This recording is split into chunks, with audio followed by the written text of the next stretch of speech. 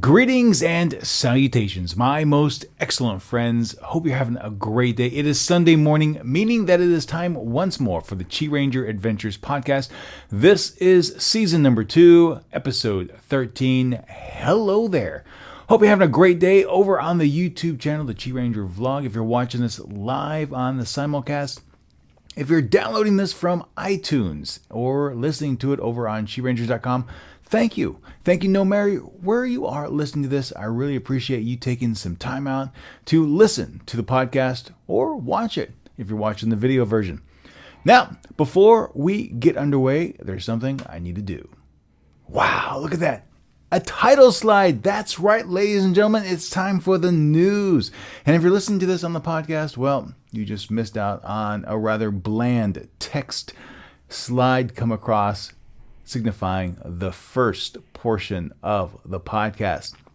And as we dive into the news, the first thing I want to mention is that for the last 3 weeks, excuse me as I clear my throat, I have a little bit of a cold here, so I'm trying to get through it. I'm going to have some water.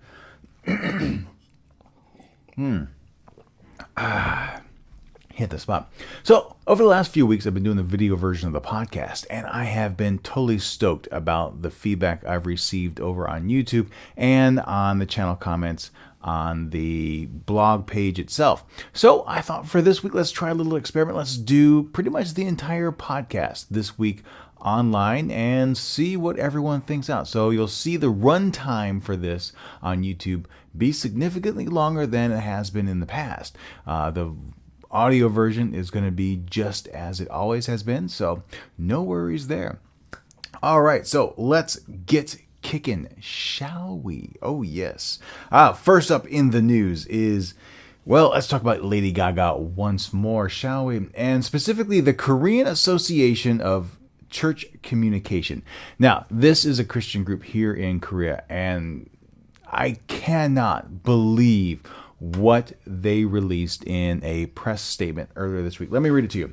It says, our Christian community needs concerted action to stop young people from being infected with homosexuality and pornography.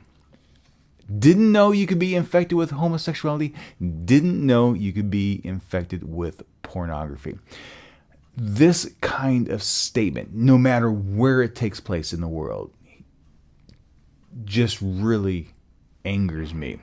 Homosexuality is not a disease. Homosexuality is not a choice. It is a state of being. It is as natural as heterosexuality. Every single mammalian species on the planet Earth has exhibited homosexuality. It's one of the first things that we discussed in biology way back when I was studying it in college. And to think that people still believe that it is a detrimental form of society when time and time and time again it's been proven to be anything but, just really, really makes me angry. And here in Korea, where homosexuality is not really accepted and really looked down upon, and several people have committed suicide over coming out of the closet, it really angers me that more is not being done to correct that. Because you go into the jjimjilbang and you'll see boys running around playing with each other's penises, but that's not gay. That's not homosexual. That's just normal. And, to a large extent, it is. It's just boys being boys doing things. But to insinuate you could be infected with homosexuality by watching a musical concert when the music videos are playing all over the place is just ridiculous. They had this huge prayer vigil, and it made all the news rounds. It was really Korea. You really need to come up and join the rest of the world. And when I say the rest of the world, I mean a large portion of the world recognizes that homosexuality is not a disease. And as I say that, I look squarely at the United States. You need to join the rest of the world too and say that a marriage is between two consenting adults that love each other and not this antiquated notion of a man and a woman. Marriage, by most standards, is either a civil issue or a religious one. And if it's a civil issue, you can't use religion to discriminate against same-sex couples. If it's a religion issue, then you must allow all religions to practice marriage. And, there are gay churches that should have the same abilities as other clergy members to do marital unions. So no matter which side of the argument you want to fall on in the United States, marriage between same-sex couples needs to take place. So that's the first item on the news. The other one came up is actually a debate that's taken place this past Friday regarding the Sea of Japan and the name East Sea, as what should the body of water be called between Korea and Japan? As I scratch my back, yes. I've come out several times, and I do support Korea's notion that I would support a concurrent use of both names. The issue comes is from that, in Korea, the body of water has always been called the East Sea, and then during the Japanese occupation, that's when the world map started calling it the Sea of Japan, as far as what Korea asserts. So anytime that there's a map that says it's a Sea of Japan and not the East Sea, a lot of people do get upset, and it becomes a hot-blooded issue, mainly dating back to colonial period times, and not being able to assert their claim to the name as well. I doubt the actual name will be used concurrently, because to get the name changed, Korea needs to successfully lobby 39 out of the 80 participants of this oceanography conference. And I just don't see that happening. Even the United States has come out and said that the international standard is Sea of Japan, and that's what we back. Which is kind of a setback to Korea, since the United States is one of the biggest allies. But then again, a mad cow disease was just found in California, and Korea has shut the door on all incoming U.S. beef products. So who knows what's going to happen with U.S.-Korean relations. Interesting. Speaking of the United States, there was this issue with the TSA getting, sequestering a 4-year-old for hugging her grandmother because, the grandmother set off the metal detector, and, they asserted maybe grandma passed something to a 4-year-old. It was a huge issue. Sorry, as my throat starts to go again. Oh man, this is really tough. There's a bit of a cold going around here. Oh, and I forgot to silence my phone. Kirk de Spock, where are you? We'll do that right now. So that was interesting. But I think probably one of the most interesting stories for me that came out, excuse me. Oh man, this is really bad. Was regarding, a campaign stop with Mitt Romney. And he was asked, specifically, does Governor Romney support the Lilly Ledbetter Act? Now, this is an act that pretty much says that a woman and a man need to be paid equally for equal work. And what struck me as odd is that he didn't say anything for a long time. And even when his campaign got back to reporters, it was always, we'll get back to you and let you know. To me, this is a no-brainer issue. In the 21st century and even the 20th century, if you do X work, you should be paid X rate, not this 77 cents on the dollar bit that's taking place in the United States. Mitt Romney in this instance alone shows that he is so out of touch with what it is to be an American that he doesn't deserve to hold the office. So I'm not saying that Barack Obama does, but, Romney is completely out of touch. So those are the major headlines for this week in the news. A couple other things. Last week, the segment on Arirang Radio aired, and we pre-recorded that. So I was home, and Joe and I were at home listening to it live on the radio, and it was really cool to have the incoming text messages, the incoming Facebook posts, the incoming Twitter messages of people listening along around the world. And that was awesome. I really appreciate that. I think it looks like I'll be on Arirang a few more times. Another time coming up in May, and I'll be sure to let you know when that takes place. So that's pretty cool. That's a lot of news this week. So let's move on, shall we? It is time once more for the Content Rewind. Now, this is the part of the podcast where I go back and talk about some of the content that I produced over the last week. Now, because of a few other things that have been going on, I haven't done that much outside of YouTube, so this will be pretty much YouTube specific this week. But of course, the first thing I want to talk about is the BBB video. Now, I shot that with the GoPro and pretty much did it all in one take, which really surprised me, because up until then, I was having a really hard time getting the lines down. A lot of times when I try to do these like really random, commercially type vlogs where I want to share a travel tip or something, I rehearse, I get the line down, and then I turn the camera on and nothing works. It happened like with the train when I was explaining the train classes here in Korea.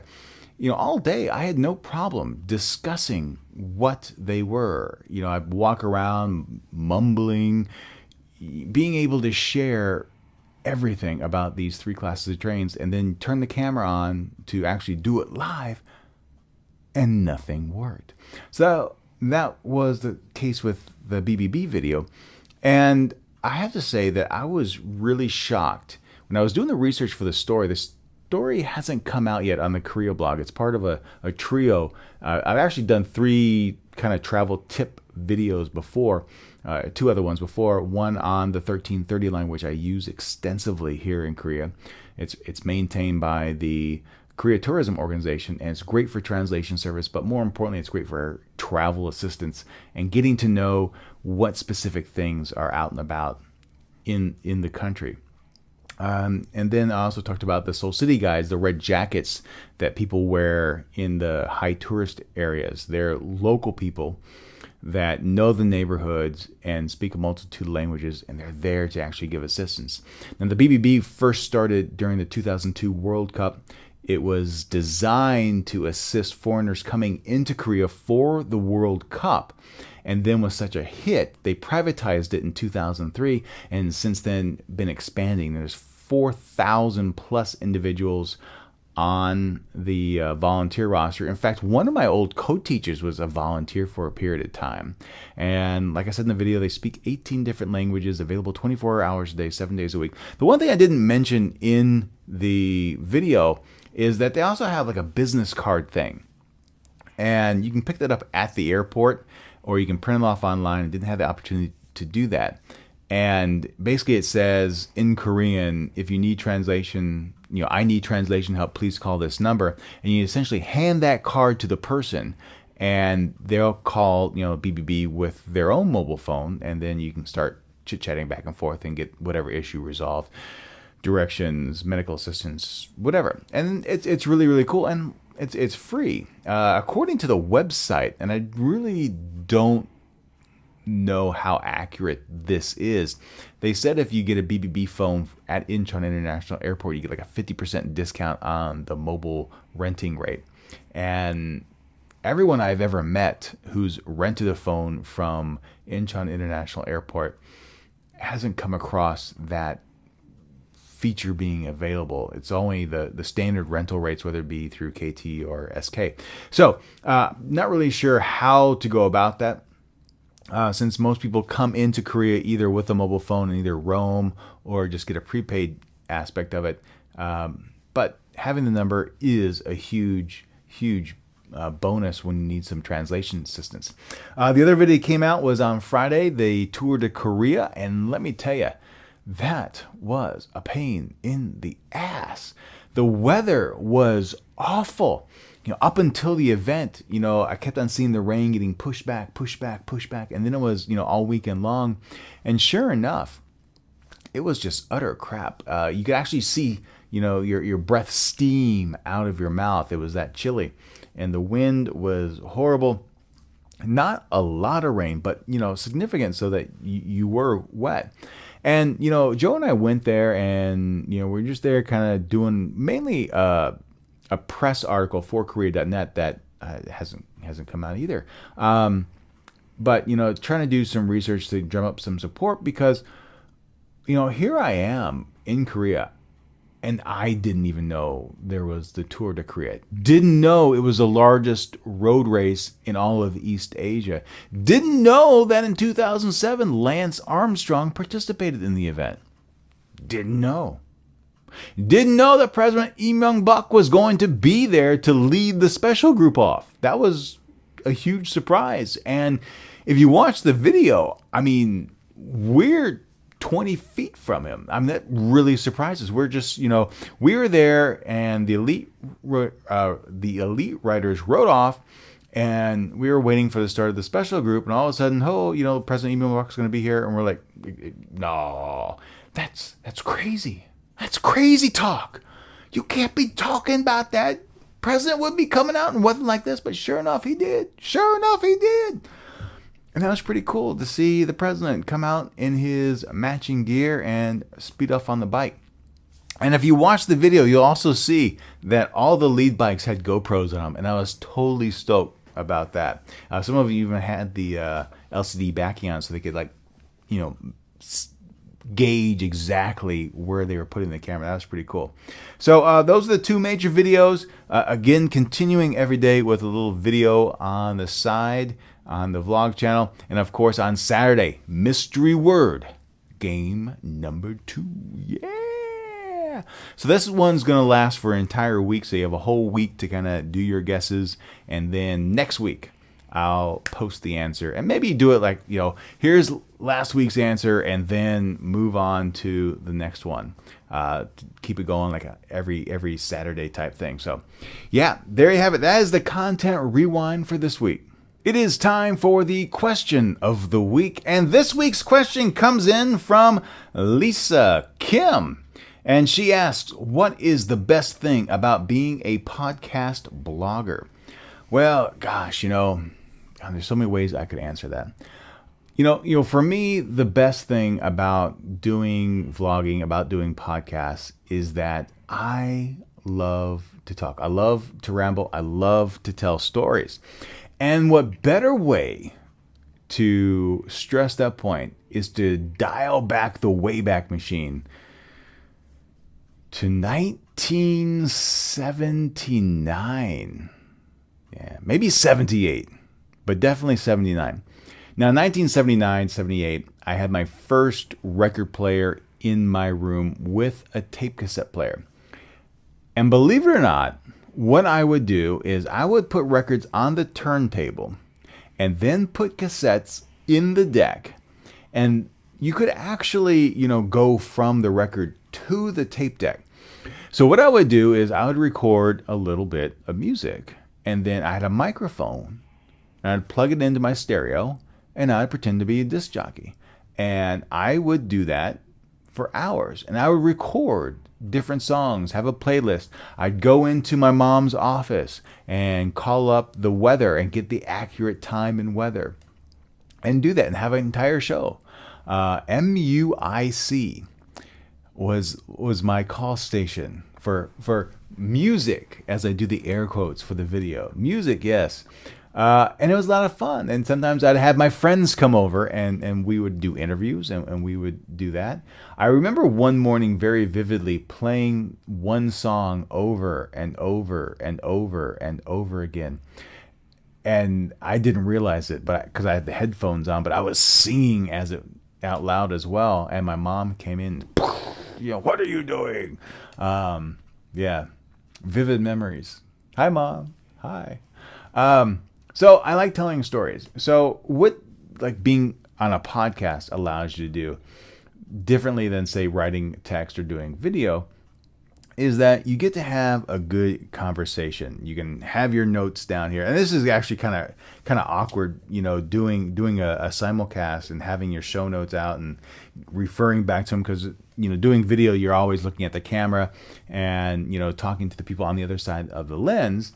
But with a podcast, it's just you talking and waiting for responses to come in. with voices, with comments on the website. So it's a little bit different, but you get to do some really cool things because, with a podcast, you can play with sound a little bit. You can do interviews. One of the things that I enjoy doing on this podcast is speaking with people who travel, and finding out why they like to travel, finding out what passions they have about the different places of the world that they've been in. And sure, you can do that with video, and sure, you can do that with, a blog article. But with a podcast, there's no travel involved. I can, in this week's Travel Talk segment, which is coming up right after this, I get to talk with, someone I've known for 2 years. I never spoke to him before the interview, and, just called him up, and we went through the questions, and we went through things one by one. Some of the things that I like to do, I haven't done it this season yet. Maybe I'll try and figure out how to weave it in there, is that sound is an incredible instrument, and you can do some unique things with sound to, tell a different story. It's one of the reasons why I'm fascinated with radio broadcasting, is that you can do certain things. Like even with this podcast, in between each segment, there's a jingle that's the jingle for that segment. Now in the video, you don't get that. You just get a fade out and then a new title slide coming in. But, that's important because it separates things, and you can fade in, fade out, and do some other things. So the other kind of thing that I like about the podcast is that I can do one thing, and podcasts are designed to be long. It's not a 2-minute video. It's not a 3-minute video. It's not a 1,000-word article. It's a show. And, the shows are 20, 30, 40 minutes long, sometimes longer than that. And you plan it out, and you get to cover different things in different ways. So, in this podcast, we do the news, we do the content rewind for people who want to know more about how I do the videos, or where you can see other things I produce. We do these questions, we do the travel segment, and then we wrap things up. And that's just a lot of fun because, you don't have the opportunity in some of the other mediums because, my attention span when I watch a video is very, very short. My attention span when I read a blog article, if it's not really gripping, or if it's not really on a topic that I'm fairly interested in, after a paragraph or two, I'm done. I'll skim the rest, but I'm done. With a podcast, I'm just listening to it. So from, and I'll give you some examples. There's a handful of podcasts I listen to, and I pop the earbuds in, and then I'll leave the apartment to go to university, and for the hour and a half that I'm commuting, I'm listening to it, and it's a way to pass the time. And I'm a firm believer that if you do that, what you like, and share information that you think is important to your audience, you have an opportunity to have a great dialogue back and forth. So, so that was really cool. That's why I like being a podcaster. I think it's a lot of fun. I have a blast doing it. I'm not quite sure what to do with the whole video simulcast because I have enjoyed that aspect of it and the feedback I've gotten so far. So be looking forward to kind of tweaking that over the next few weeks. So when we come back for season 3 in the fall, we can have a good plan for that. So thank you, Lisa. That was a great question.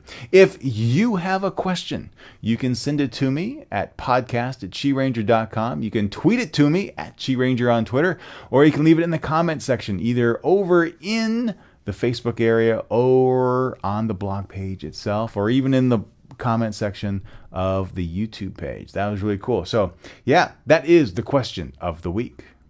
All right, ladies and gentlemen, it is time for the Travel Talk segment of the podcast. Now, over on chiranger.com, you can listen to this segment in its entirety, or if you're downloading the podcast directly from iTunes or listening to it on chiranger.com, it's already part of the podcast. However, because there's no video to go along with this interview, there's nothing to post here on YouTube. Sorry. So click the show notes in the description bar. It'll take you right to chiranger.com, right to the podcast post, and look for the Travel Talk segment. This week, I talk with Melvin Böcher, who runs traveldudes.org, and it's a big aggregate of travel blogs, articles, tips, photos, videos. And he started back when he first was traveling. And the concept was travel tips, travel guides, to be the guidebook without the guidebook. Articles written by travelers for other travelers. He's a really cool guy. He's from Germany. So if you're interested in that, please check it out. And just like that, we are coming to a close. Hard to believe that this podcast is now just about over. I would like to thank you for watching. I would like to thank you for listening. It has been a total jazz today. I really do appreciate it. What I would like to say is that if you have any feedback, especially if you've been watching the podcast this long, please drop a comment in the section down below, or you can always send it to me at podcast@chiranger.com or tweet it to me. I love hearing what you think about the show, and I look forward to producing another one next week. But until next time, may the road always rise to meet your feet, may the wind be always at your back, and may you have an absolutely fantastic day. I'll talk to you soon.